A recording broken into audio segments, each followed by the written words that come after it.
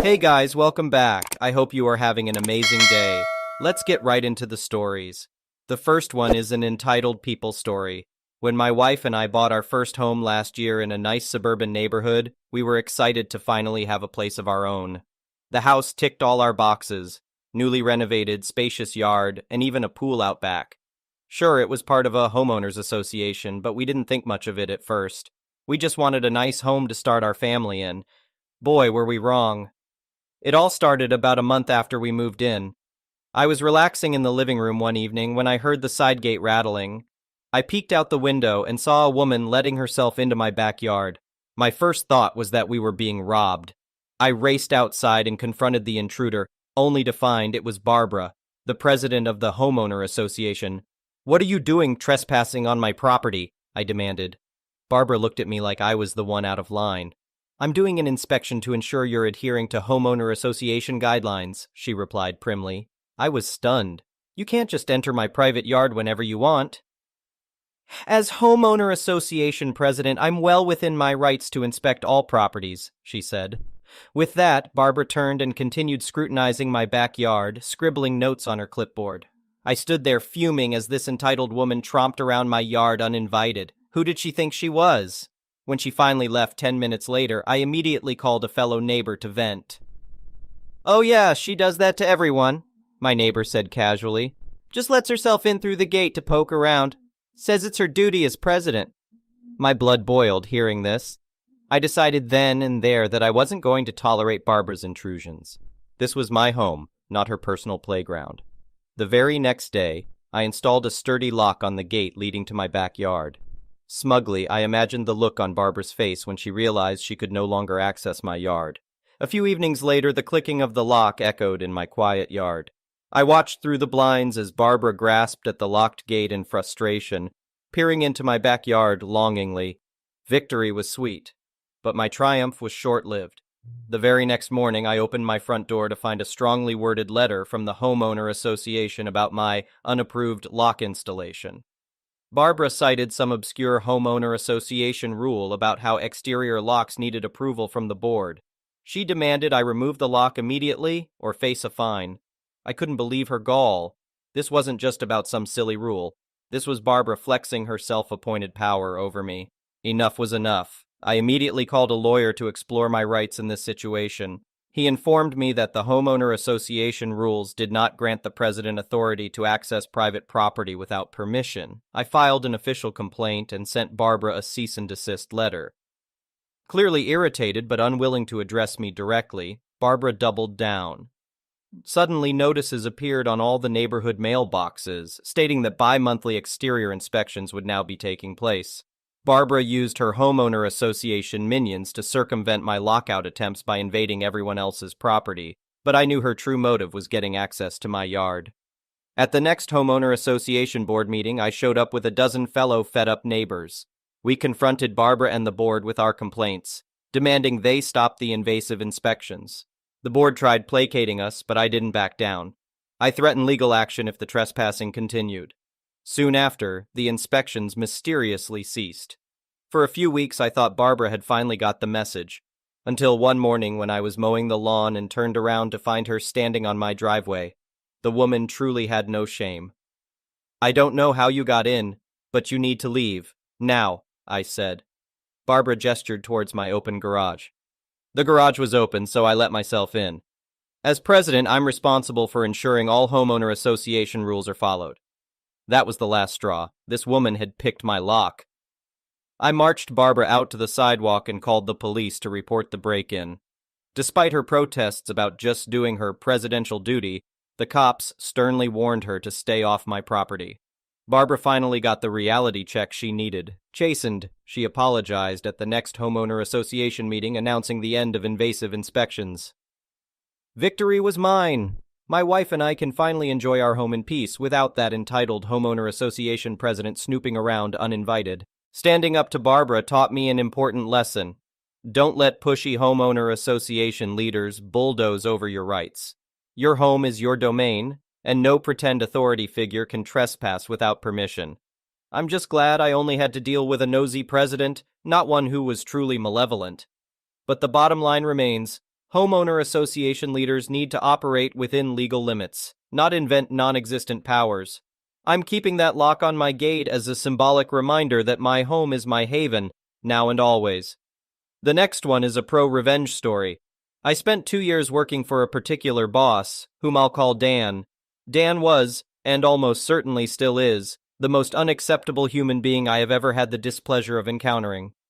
He was a compulsive liar, a narcissist, short-tempered, unethical, unreasonable, unintelligent, and abusive.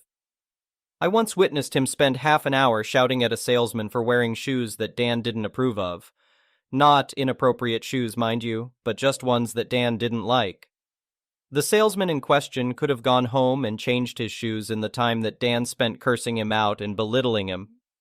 He also sold a client secondhand computers, claiming they were new and priced as new ones.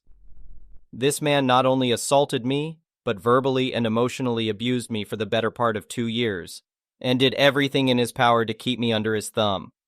He constantly micromanaged me, to the point of just dictating to me what I should write in an email to a client. If it wasn't done exactly his way, it wasn't correct. I had to argue with him just to get a sick day, even though I'm legally entitled to it. I was woefully underpaid and on call 24/7. This made it difficult for me to find other employment and is one of the reasons I stayed as long as I did. He made my life absolutely miserable, and I developed a bit of a drinking problem as a result. I recently watched a presentation on domestic violence, and his behavior is a textbook case of what DV abusers do. I could go on and on about the things that this man did to be the biggest jerk he could be, but this is pro-revenge, not bad bosses, so I'll get to the story. One day, Dan and I had a disagreement about something. I was right, and I had the emails to prove it, and I was frankly fed up with his nonsense. I told him I wouldn't be going to work because I was taking a sick day. He proceeded to shove me down to the ground. He's a big guy, probably one of the reasons he's gotten away with being the human garbage he is for so long, and starts trying to strangle me. I was able to fend him off and escape, and after I did, I filed a police report. There were no witnesses, so that was going to go nowhere. He actually had one of his other subordinates make a claim that the alleged assault didn't happen. Said subordinate wasn't there at the time, so false report. I naturally told everyone I knew and all his clients that contacted me afterward. I was their primary IT support, so quite a few of them had my personal number, that I had filed a police report against him for assault. I specifically said it that way because unlike simply claiming that he assaulted me, telling people I filed a report was unarguably true and not slanderous. A lot of his clients were already not happy with the services he provided, internet and PBX, so that certainly turned a lot of them off of renewing their contracts. A very close family friend of mine, Carol, was naturally one of the first to hear about the assault. I left the country about a month later in search of better opportunities, but my friend remained, and became the chairman of the board of trustees for the body corporate of the neighborhood where Dan lived. A body corporate is basically like an homeowner association, but with different laws governing them. She set her sights on making his life hell. Dan had a broken-down car that had been broken down for over a year at that point. He never had the money to fix it because he's a terrible businessman who never seemed to realize that his business model had really tiny profit margins, and the rules of the neighborhood were changed to force broken-down cars to be towed away. If the owner didn't tow it, the body corporate would, and charge the owner, and fine them. So Dan was fined a few times, not small amounts either, and when he was fined, he did what he always does when things don't go his way, throw a tantrum while having no leg to stand on. The tantrum in this case was several expletive-filled emails to the body corporate, which is just such a great way to endear yourself to someone who already hates you, which got him fined again for breaking the conduct code. This, combined with the loss of revenue for his business, has led to him not having any substantial income for over half a year now. He has no car, nor the money to buy one. Several of his big clients are definitely not going to renew contracts with him, and he appears to no longer have any staff in his employ. Nobody's seen anyone coming to his house in months now, and the body corporate is pressuring his landlord to evict him. He's well and truly messed up. I'm living happily in another country now and got an awesome job that pays 20 times what working for him did. Yes, really, 20 times more money. That's how little I made under him. The next one is a petty revenge story. Backstory: I, 22M, have a twin sister, Karen, 22F, who mostly cares about herself. We both recently graduated college and still live at home, with her room right across the hall from mine. Her boyfriend, John, 22M, stays over a lot on weekends and is pretty much family at this point. However, she treats him poorly, constantly belittling and yelling at him for trivial things. She is a teacher, and he does manual labor. On Saturday morning, I was awakened at 8 a.m. by Karen yelling at John. She wanted him to go to the gym with her, and he wanted to sleep. This happens almost every weekend. I told her to be quiet because I was trying to sleep and also to leave him alone. She responded that she didn't care that I was trying to sleep and that it's 8 a.m. and I should be up anyway. Since she is a teacher, she is on summer break and doesn't need to catch up on sleep during the weekends. Karen ended up leaving and going to the gym without John, but not before she called him lazy, despite the fact that he does manual labor for a living. She also thinks she has the hardest job in the world, and no one could possibly understand how hard it is. I will admit it is hard, but she uses it to diminish the work that everyone else does. Cue the revenge. It just so happens that my parents were leaving on vacation on Monday. This means that Karen and I will have to take care of our dog. Since I have to get up for work, I have morning duty and she has night duty. My mom is an early riser, so my dog goes out at 5 a.m. in the morning. I will have to get up at that time for the next week. So guess who is going to be awakened as well? Karen! And when she gets mad and yells to get out of her room, I will tell her all the things she told me when I wanted to sleep. Sweet dreams. The next one is a malicious compliance story. I'm the facility manager for my building.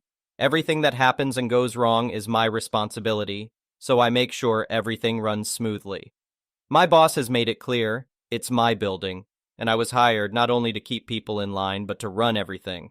I'm not a jerk, but I hold people accountable, forcibly but politely. There was no facility manager for a long time before I came along, and both clients and employees ran amok with no order.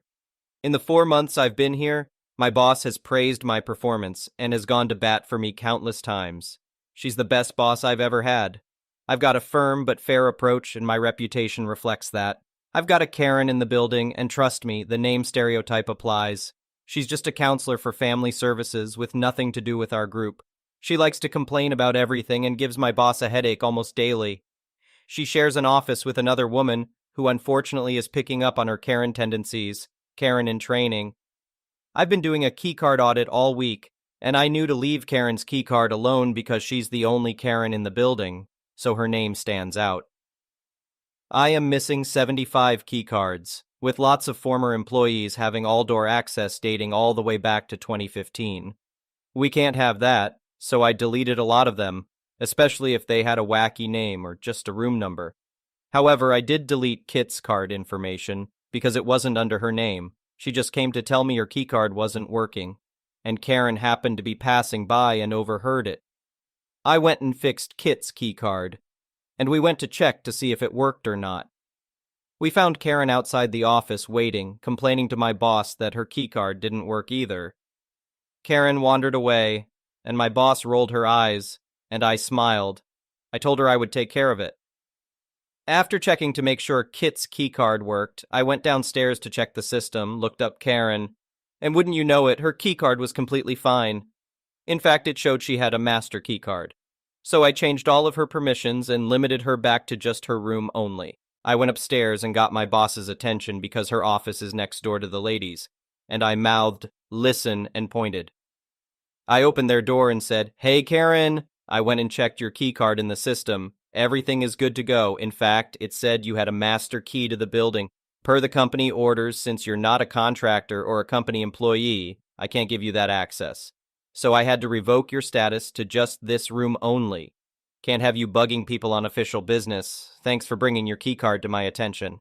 She started to object that she needed the master keycard because of XYZ, and I said, "Yeah, sorry, maybe before, but I'm the facility manager, and you don't need access to everything except this office. And if you do, it's outside your pay grade, so you'll have to come get me, okay?" "Cool, thanks, bye." And then I closed the door on her mid-sentence. My boss was quietly laughing her ass off in her office and gave me an air high five. The next one is an entitled people story. I worked at a very nice country club in the dining room /bar. I managed the bar and service staff as well. We were always very busy, and it was generally a good place to work. Being a private club, you can imagine there were plenty of people who felt entitled, usually the older members who had been around forever. New members almost always treated the staff well. On major holidays, we would host a huge brunch from 10-3, and we would be completely full all day. The seating arrangements were meticulously planned several days in advance and only changed as people called in to update their guest numbers. It was like a well-rehearsed play with exquisite timing on our part. We were good at events like this and generally knocked them out of the park. One particular Easter, we were completely full to the gills. Not a single table available at any time during service. I was at the host desk directing everything when I heard a few familiar voices in the stairwell that came from the first-floor carport. It was some of our longtime members known for their poor attitudes. As they were coming up the stairs, I heard the wife ask the husband what time the reservations were for. He told her that they didn't make reservations and that they would just tell the host that they had called, and somehow we messed up. I was instantly upset. The day had been super smooth up until this issue. About 8 of this family appeared at the host desk, so I told the host to go check on the servers, and I would take care of these people. They immediately stepped up and gave me their name and said they had a reservation for 8. I said, "Unfortunately, we don't have anything written in for you. Whom did you talk to make the reservation?" He gave me a displeased look and said the bookkeeper answered the phone and took the reservation. I proceeded to tell him that I was sorry, but we had no room for them, unless they wanted to sit downstairs in the men's locker room lounge. This was not acceptable, and they started to throw a fit. I apologized and tried to clarify who and when the reservation call was made. He almost immediately told me they had called 3 weeks prior. At this point, I said, forget it. I was tired of these entitled individuals who think they can treat people poorly because they have money. I decided to call the man out on what I had heard as they were coming up the stairs. The look on his face was priceless. He protested and said I misunderstood, so I recounted the conversation word for word. At that point, he knew he was in trouble and demanded a table anyway without acknowledging the lies he was telling. I told them that there was a 0% chance of them getting a table and that they should try McDonald's. This didn't go over well, and he turned to storm out and looked back to say he would have me fired.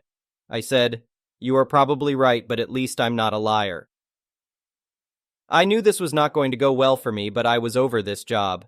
He went over my GM's head and went right to the board of directors. They called me in for an executive committee meeting 3 days later. I got to the meeting and that individual was sitting in on the meeting. As they began to ask me about the events, I told them the truth and called him out in front of everyone. He was absolutely livid. The board was stunned because that was not the version he had told them. They immediately asked him to leave the meeting and he stormed out. The board all looked at me and shook their heads. They sympathized with me but told me that it was probably best to part ways. I agreed and told them that I understand being the scapegoat, but I wanted some compensation for the trouble and to keep my mouth shut. They offered me $1,000 and wished me well. I found out later that they put this individual on the public shame board, which was a bulletin outside the men's and women's locker rooms. This was normally reserved for people who didn't pay their accounts, but someone decided to use this for a different reason. I heard later that he resigned in shame. Forget that guy. The next one is an entitled parent story, so some context here. I'm a 28-year-old F28 and had my daughter, Ida, 3 months ago with my wife, Taylor, who is 35 years old, F35. My stepmother, Mary, is 45, and my stepbrother, Tom, is 11. Tom and I weren't close until I was pregnant. During the pregnancy, he became really interested in me and the baby, and actually became quite clingy and needy toward me. I felt weird, but when I tried to retreat, Mary and my dad said I was being cruel and miserable, and I had the chance to be a good sister, but was being selfish and rejecting him. Along with the pregnancy hormones, it made me feel guilty, so I let him still come around a lot. Taylor has a chilled attitude, so she has kept calm and just said she wants what I want, even though he has become resentful of her. I made it clear she was my wife, and any disrespect to her would mean he had to leave. He became focused on my bump and was touching it all the time. Mary thinks he's autistic, but no doctor has ever diagnosed him. I had Ida 3 months ago, and she's the best baby ever. She's so perfect, and I've loved seeing my wife become a mother. She's a natural at it, and it's deepened our love for each other. I've decided to breastfeed and then pump so Taylor can use the bottle to feed as well. It's been going pretty smoothly, And honestly, it's something that allows us to bond with Ada. Often, Taylor will lay with me while I breastfeed, and we will spend time together with Ida sleeping on my chest. Apparently, Tom was very angry when he wasn't allowed into the hospital to see me or the baby, and he kicked off when we said only my mom and mother-in-law were allowed over until 2 weeks postpartum. When they did come over, he kept touching Ida's face, even though we had asked not to, as we are both in the medical profession and don't want to expose our newborn to germs. When we had to get firm, Mary told us we were being horrible to a child and needed to stop. I had to feed, so I went to the nursery, but he had followed. And when I started feeding, he came in and watched, before I realized he was there, and he started asking me questions about breastfeeding. That was fine. But he's been watching me feed whenever he comes over when I don't realize. And then whenever he's been near me, he started saying, "Booby," and reaching for my boobs, saying he wants to try. And it's unfair, only Ida gets it. We've tried reminding him that he's a big boy and she's only a baby. But then last week I woke up from a post-feeding nap to find him laid on top of me with his hands and face on my chest area. When we tried telling Mary and my dad that this was getting out of hand, she said we were discriminating against his autism. And we just didn't understand that I was his special person he focused on, and I should be honored. I told her it had to stop as I was uncomfortable, and Mary said if I wanted him to stop, I would have to stop breastfeeding as it was cruel to tease him without. This is stupid, right? My boobs did get significantly bigger during my pregnancy and have stayed that way after giving birth, so I could see how he would notice them, but it still feels wrong. Thank you for watching. I would really appreciate it if you could like the video and subscribe to our channel if you haven't already.